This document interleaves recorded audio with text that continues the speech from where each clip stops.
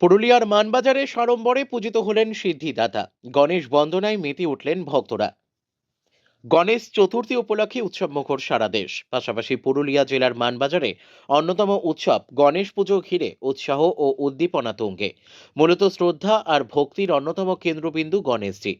আজও সমান আবেগ মানবাজার মাঝপাড়ায় ঐতিহ্যবাহী গণেশ পুজোকে ঘিরে।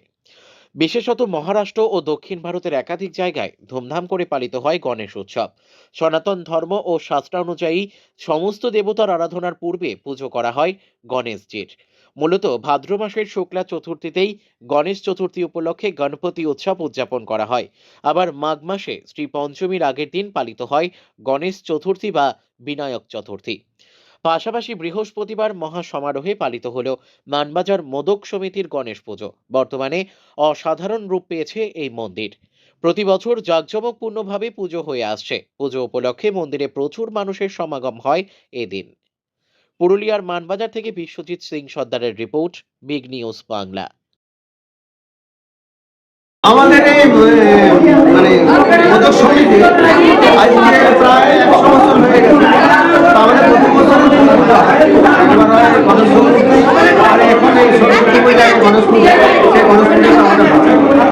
আর আমাদের মানে প্রচুর আছে আমাদের সদস্য, আমাদের গভর্নমেন্ট বোর্ডে আছে আমাদের, তার ভিতরে যে সম্পাদক, সহ-সম্পাদক, তারপরে সভাপতি, সহসভাপতি, কোষাধ্যক্ষ, এই একটা বডি আছে। আর আমাদের 13 জন আমাদের কমিটি মেম্বার আছে।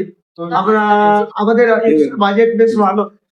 আমাদের বাজেটটা পুজোর সঙ্গে আর কি কি হয়? মতো বাজেট একটা আছে। আমাদের খিচুড়ি প্রসাদ হবে ওই অষ্টমঙ্গলের দিনে, আমরা মনস্থির করেছি ওই দিনই হোক, সকলে বলছে ওই দিনেই হোক, ওইভাবেই হবে। আর আমাদের কিছু দান দাক্ষিণা কিছু আছে, অসুস্থ ব্যক্তিদের আমরা সাহায্য করে থাকি। আপনার নাম? আমার নাম সভাপতি কুমার।